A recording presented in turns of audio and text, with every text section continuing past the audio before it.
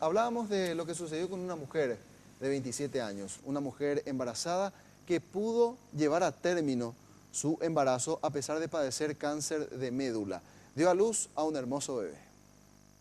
Hernán Jesús llegó al mundo un poco antes de lo esperado, el martes a las 17:15 en un parto natural.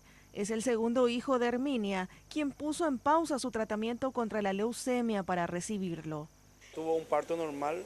Hernán Jesús pesó 1,230 kg. La mamá también está bastante bien, según los ginecólogos.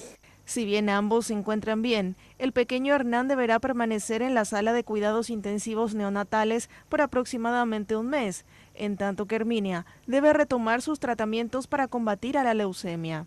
Ahora está en su etapa de estudios porque ayer a la tardecita recién ingresó a terapia él. Está conectado a un respirador, él ya va a seguir su tratamiento.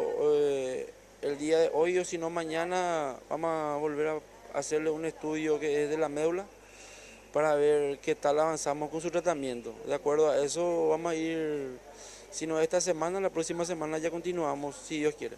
Quienes deseen colaborar con esta familia, con pañales para prematuro y otros aportes, pueden comunicarse al teléfono 0975 2792 62.